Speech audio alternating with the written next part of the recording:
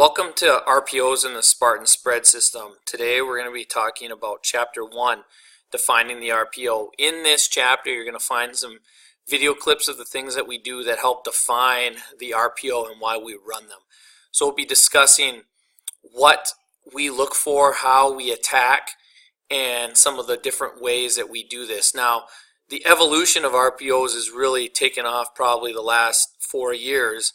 But now more and more you're starting to see not just bubble and now screens or fast screens being thrown all the time. Now you're seeing the ball being thrown vertically and to one-on-one receivers. And so basically offenses are getting the best matchup they can get and getting the ball to that player. And the even biggest evolution, I believe, is the use of taking wing T concepts and taking gap schemes and putting them into the RPO game, which even makes it even more deadly. So I hope you find some interesting information in this and we'll define some RPOs. In our first example here, we're going to look at box counts. And so we used to just check 2 plays in, so we'd have a run play and a pass play, not necessarily have the play action that we have or the run action that we use in the RPO. And so here's an example of what we would have looked for in a run check. So here we're running into the boundary. We have 7 offensive players in there. We have 1, 2, 3 defensive players. We're able to double team this player and get to the backer who's weak side A gap, and our running back that is able to get upfield and take the safety, which is the B gap defender. If everyone does their job and wins, it's a great concept for us. So as we run the football here, there's our ISO look, our double team, good turnout block. We're going to get that safety. The receiver cracks, the running back picks up the corner, and if our tackle is able to stay on a little longer, we'd be scoring in the end zone. In 2005, our most popular run play, and it still is today, is inside zone, and we do it traditionally, and we also lock call it while we turn out the defensive end, and I'll show you examples of that throughout this series.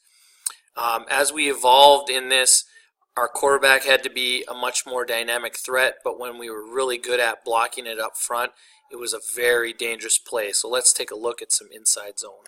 So in our first look here at inside zone, we have our 3x1 set here so that the play side can be attacked, and what I consider the play side is the side that the back is on. So we can see the DN is going to come.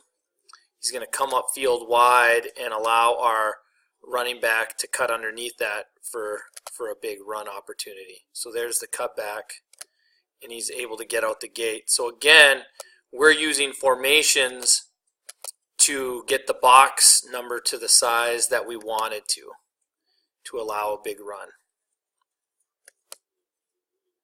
Here's a look at the end zone. So this is the problem that we were falling into, is that teams were starting to put 6 defenders in the box, and that's where we needed to see a change. Now our kids do a good job with being able to move these guys. We were better, but you see it's such a harder fill and harder to get the tough yards when the box is loaded down.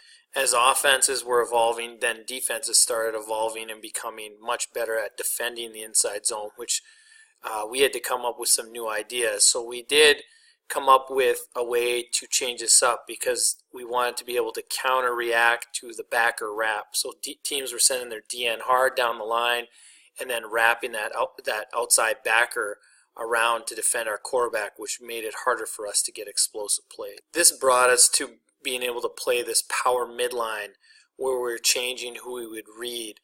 So we'd double that tackle and leave the 1 tech or the 3 tech depending on the defense that we were playing, and this allowed us to give a look that teams weren't able to wrap that backer and do some things differently. So let's take a look at this one.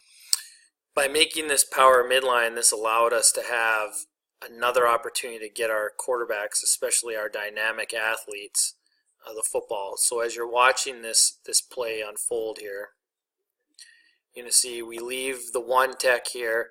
He's running. Because he's chasing the running back, we now have Ted blocked the middle linebacker in the DN and now created an easy lane for our quarterback to run to.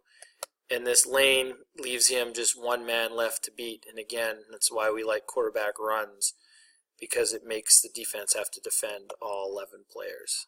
And again, as those things evolve, then defenses change and we started to see more odd fronts. So then we ended up having the overhang player that we couldn't block and run our inside zone effectively. And that led to the running the inside zone or our power midline, and then being able to throw the bubble and being able to hold that overhang. And so if he did not play the bubble fairly, that gave us a chance at a 10-yard or bigger play. So in our inside zone clip earlier, you remember they were 3 for 3 for us and the bubble wasn't there. But now they've moved their overhang player, their backer, into the box. So now we're able to have an overhang here, which he could run free and stop the run. But now we are 2 for our 3 out here, which allows us to make a big play in the bubble game. So there's the fake. Like to see a better block, but our guy's dynamic enough to make them miss to get us a first down. The other basic RPO that we do with our zone game is also the now screen or the fast screen that we throw out to the outside receiver. We probably run this one more. One, it's an easier throw for our quarterbacks, and the other reason that we do this one is our guys lately have been way more dynamic out there and not having to change our personnel at all. So let's take a look. So on this one here, we have a 6-man box, and we are 2 for 3 into the boundary with 2 high safety look. So our fast screen is going to be pre-snap red here, and it looks like it'll be thrown. So whether they bring someone off the edge or they stay there 2 for 2, we're going to have the numbers advantage that we want there. Make a good throw, good blocks, we split them, receiver gets to the sideline, it makes a big explosive play. The last evolution, and probably when our minds really started to take off, was building in draw into our protection scheme, into our pass game. So we would be put in these 3rd and long situations at times, and the defense would play us in 2-man, and because we wouldn't be able to throw the ball, we would end up having an incompletion or making a bad decision. So then we made some couple quick game concepts that could beat man-to-man, but if the quarterback saw that his gap, typically B gap, was wide open, he'd be able to take it and run with it. And so this was kind of the beginning, the brainchild of what later becomes our RPO game. So as you can see here, it looks right now that it's kind of a man free, or there's only 1 high safety, but knowing the team that we scout, we know that this backer here, safety, is going to end up dropping back, and this backer is going to end up playing number 2. So our quarterback is reading this, and then he sees the backer bailing and chasing, and our running back is in the hole.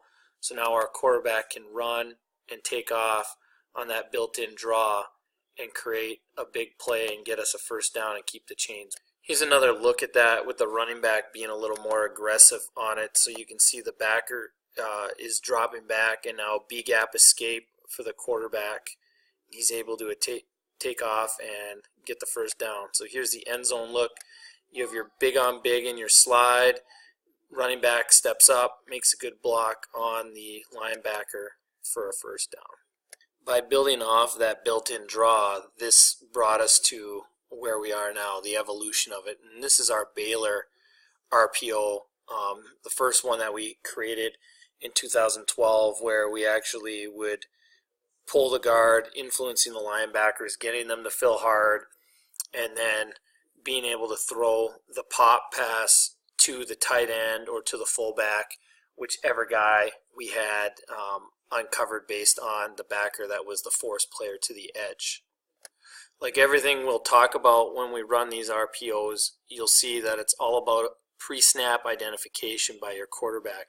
Here we have 1, 2 versus our 3. A middle safety, so the middle of the field is closed up, so we're going to try and avoid him.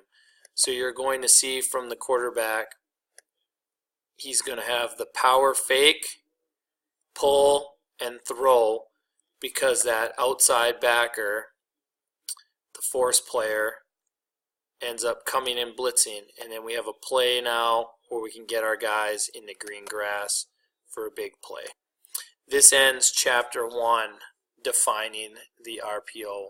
Be ready for Chapter 2, Inside Zone and Bubble Screens.